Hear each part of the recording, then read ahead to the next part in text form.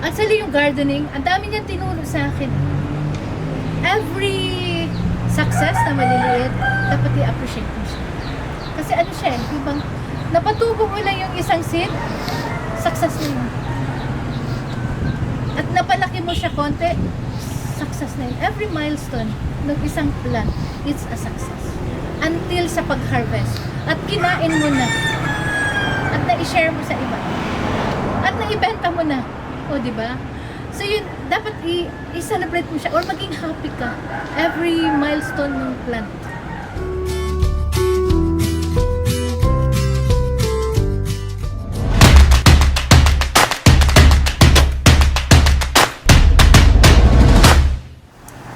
Kaway-kaway mga mga Inday!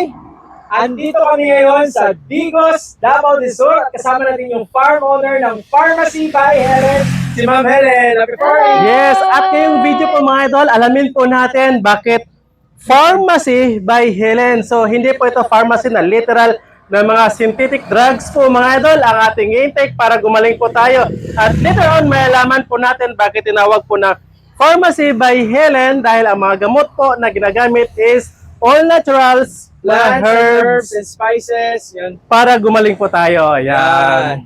So, Tita Helen, paano nag-come up sa idea nyo nagkaroon ng ganitong klaseng pharmacy dito sa napakaliit na space? Kasi minsan naimbitahan ako sa isang event na mag-introduce nung herbal medicine. Oh. So nagdala ako ng mga dahon-dahon. So doon ko nakita na ang tao nangangailangan pala kasi nag-agawan sila doon sa dala ko. Oh. So doon ko nakita ng tao nangangailangan ng gamot. So nagsimula ako, una-una, nung garden namin, pang personal consumption lang namin. So later, nagkaroon na siya ng demand. So kaya ako nagkaroon ng Pharmacy by Helen kasi kailangan ipakita ko sa mga tao or i-share ko sa mga tao na ang gamot nagsisimula sa ating pagkain. So nanggagaling siya sa mga tanim. So ngayon yung makikita natin dito sa garden ay mga herbs na ito yung mga tanim na makakabigay ng health benefits sa ating mga katawan. Ayun. So healthy living, kaya nga sinasabing healthy living. So ito yung mga pagkain na yung mga pagkain na makikita natin, ito yung makakatulong para sa ating pangangatawan. Yun. So in short partner, kung yung synthetic drugs, inumin mo lang pag may sakit ka or kailangan mo, ito naman yung Pharmacy by Helen na mga herbs, meaning even wala kang sakit, pwede. Yes. So Ayun. kailangan mo siyang kumain para i-prevent yung sakit. Ayun. Yun. Prevention siya. Prevention and then meron siyang cure. May mga cure siya na elements. yes. Oh. Yun. So dahil po dyan, itutour po tayo ni Ma'am Helen dito sa kanyang 52 square meter na pharmacy. Yan. So yung matutuwa tayo. Tara, let's go! Okay, Ano pa so makikita natin? dito tayo mauna. Ito yung aking compost area. So makita nyo, parang basura siya. Kasi nga basura siya. So lahat ng mga basura na nanggagaling sa kusina, yung mga dahon-dahon, balat ng ating mga prutas o balat ng mga gulay, dito siya tinatambak. Kaya makita nyo, may klase-klase yung nakatambak dito sa aking compost area. So makita nyo bakit sako yung nilalagyan ng aking compost. Dahil nga maliit yung area ko, minamaximize ko lang yung area ko. Dati kasi problema ko is, paano ako mag-garden kasi wala akong soil. So kailangan kong gumawa ng soil. Kaya ang garden ko ay natural garden. Although na organic siya, pero hindi ako certified. Hindi ako nagpa-certify as organic farmer. But ang ginagamit ko ay natural way of farming. So ito yung compost area ko. So sa organic kasi, ang compost is the backbone of organic garden or organic farming, ang composting.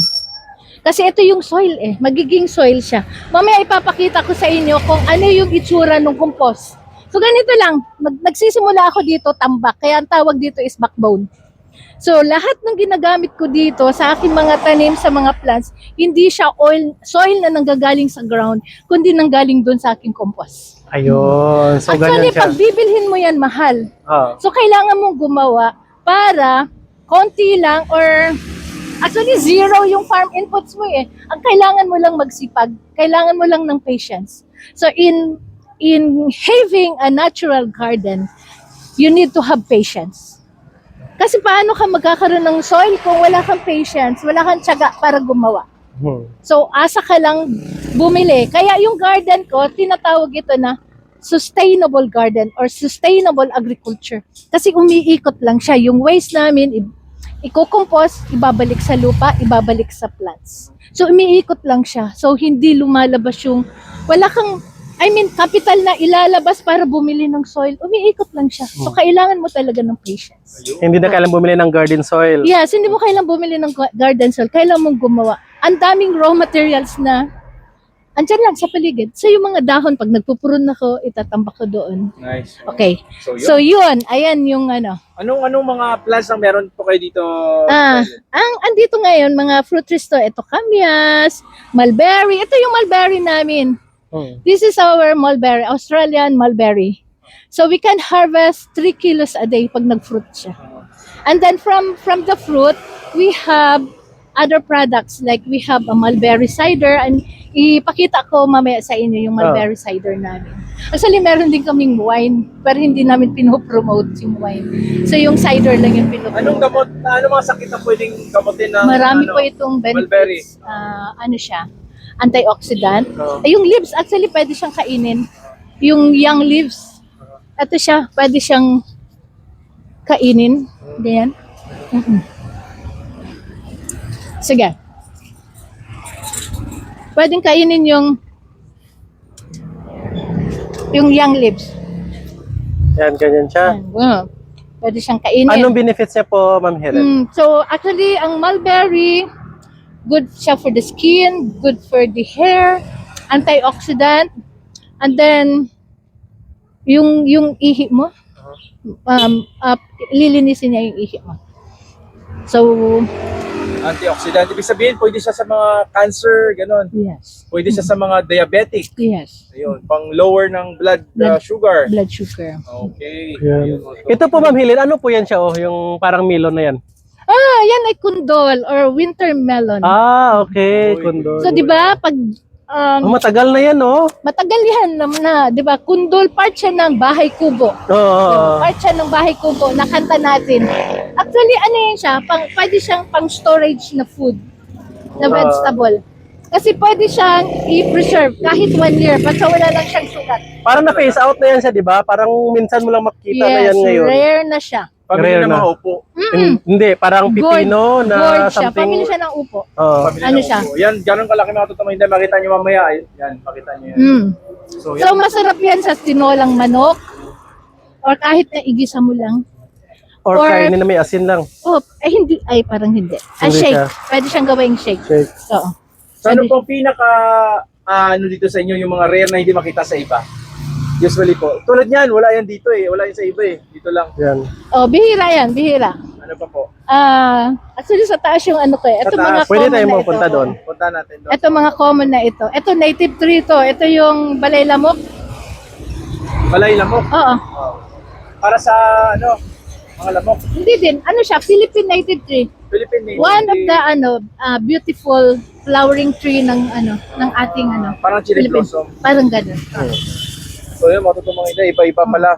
So mga So- herbs, ito po, ano to siya? Ito, herb to. Ito ay chives. Oo. Ha? Garlic type. Ito yung garlic chives. Pangulo So- to ay. So masarap siya sa Meron to sa Parang bahay ba? garlic. Ano tong tawag nito? putchay. Ganda. Meron kami sa bahay nito ba? Oo. Pero hindi ko siya nakikilala. Yan, so matutong mga Masarap to siya sa tinola. Masarap siya sa mga sinugba na isda. Oo. So yun, ito mga na ito, mga common. Ito meron akong Lang kawas. spice. Ano ito, yung Ay, ano? cinnamon. Phillips. Cinnamon. Cinnamon. Cinnamon. Ay, oo. May cinnamon. Ay, paamoy, Sweet be. siya. Paamoy. Tikman mo. Ay, oo, cinnamon. Tikman mo, sweet. So kung uminom ka ng kape, masarap siya sa kape. Ay, oo. Cinnamon. Sweet. Sweet siya. Oo. Ganun talaga mga gamot matutong na yung diet. Kaya dapat kung gusto nyo magkaroon ng mga ano, yung mga rare na mga plants na earned herbs, punta kayo Oh, dito sa pumunta lang kayo dito. The Pharmacy by Helen. Check Yes. nyo lang sa Google, search nyo yun.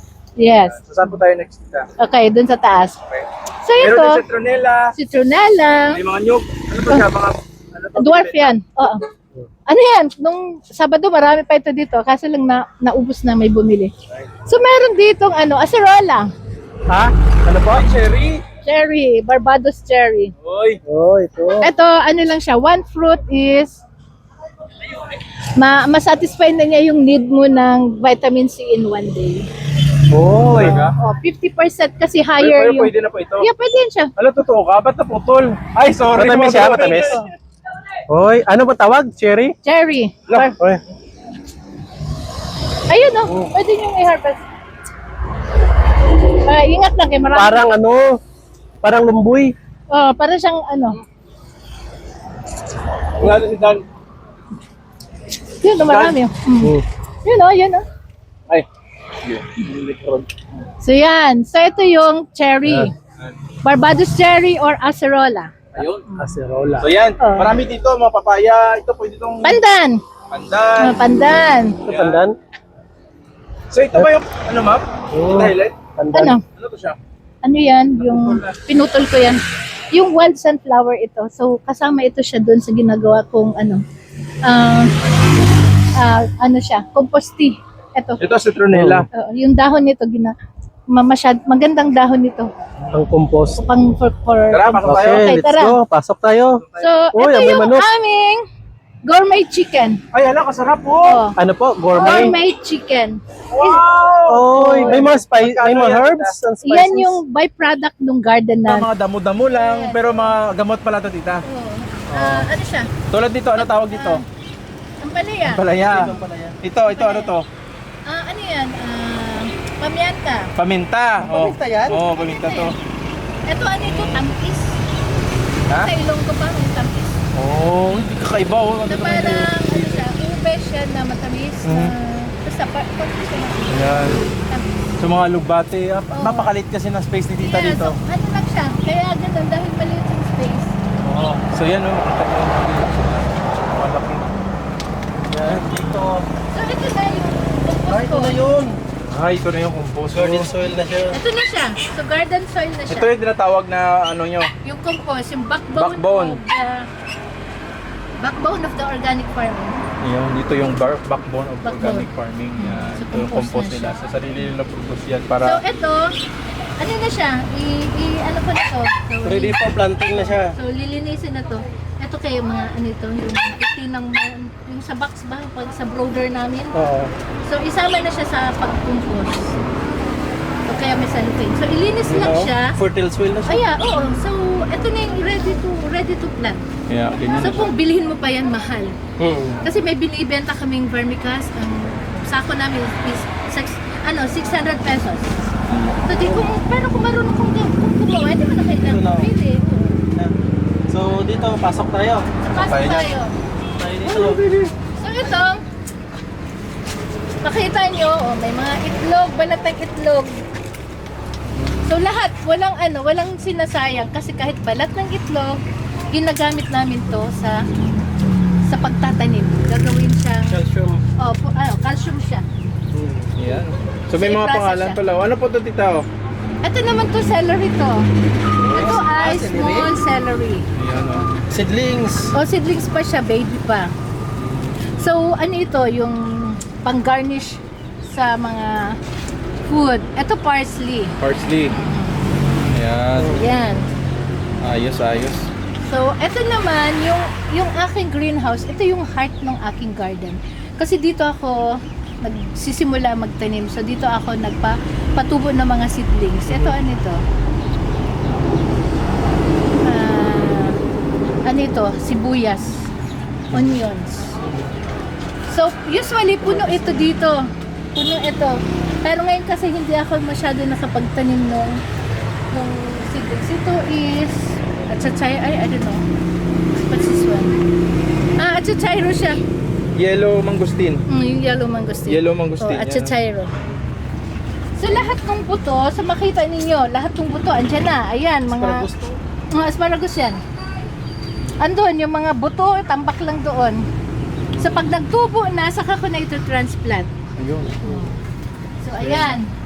So dito, May ito vanilla yung po. mga, Ayun. ito yung vanilla. Vanilla ito. Ayun, sa likod to, vanilla din. Ito, vanilla ito. So, ito, mga ready to sell ito. Pero sa farm namin, meron kami malaking plants. Na vanilla. Ito naman rosemary. So sa taas marami pa. Actually, ang mga herbs ko is nasa taas. Okay. Yan. So ito basil. Thai basil. Ang umu-order nito sa akin mga Thai restaurant. Ayun. And Indonesian restaurant. Pampabango. Oo. Or mga coffee shop. Ayan. So yan yung mga ino-order nila. Tito, tita, anong puno to sa taas? Hindi mo kilala yan? Ano to yung Sige, sige. pang-pasim? Hindi, ano nga yan? Alubihod. Alubihod. Gaya. Maganda to sa lauya ng karne. Ay, oo, sarap Baon niya. to. Ang childhood memory ko nito, nung nasa Kitoda kami, ito yung snacks namin. Oo. Mamulot lang ng Alubihod. So ito, tomato tomato, meron Yung din grapes. Grapes May yan. grapes, ito ano to? Bay leaf. Bay leaves. Uy, Parsley. parsley, dami sila pala Oo. ito. Nagbulak lang na to ano mo, ma'am? Yung sa farm. Yung vanilla. Oo. Sa farm na bulaklak. Ayun, dami pala. Kale, oh, kale. Okay. Ayun. Yun. So, punta lang kayo dito mga mga hinday. Daming mga ano dito, mga herbs. Ayan, Ito. karamay or bangkiling. Ito, tarragon ito. Ay, Tarragon. karamay. Uy, bango pre. Masarap yun sa, gawain siyang tea. Masarap siya sa pansit. Ayun. Ayun, ano?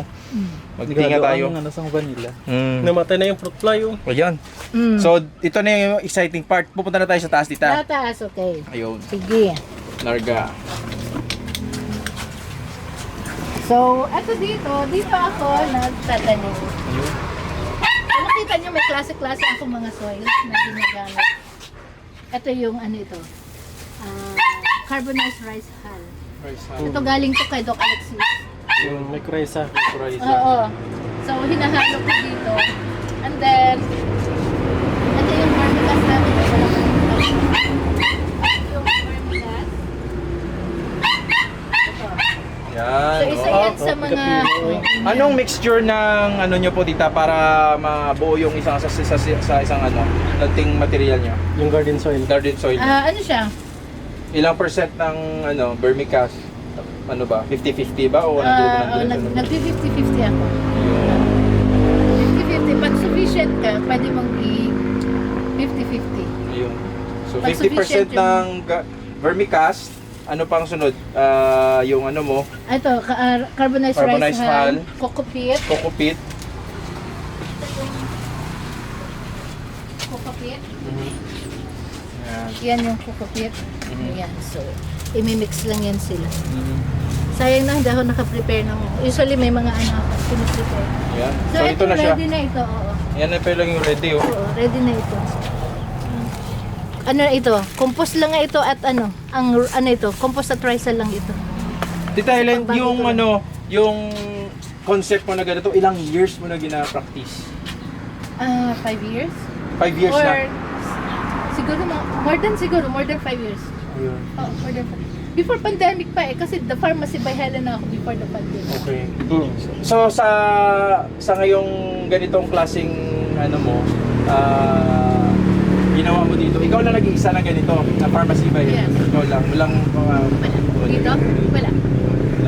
Although may mga gumagaya, pero kasi mahirap. Di ba tita na-feature ka na award ka na sa isang parang... Bali na-feature na ako sa Manila Bulletin. Ayun, Manila Bulletin. Agriculture Online. Sa Agriculture Online, parang thrice akong feature. Ayun. And then, dito kasi, itong garden ko naging, yung venue for students na mag-conduct sila ng research. Ayun. So, na-award ako as certified scientist. Ayun. Scientist pala si Ma'am Helen. So, naging ako. So, blessed tayo, nakapunta tayo dito partner. Kahit very simple lang setup, pero kung i-maximize mo, tsaka makita mo yung palang concept niya talaga, kung ano yung goal dito, ma-absorb mo at ma-realize mo na ganun pala talaga. Yes, and later on, makita nyo po yung sa rooftop niya po, ang pinaka-highlight po talaga dito.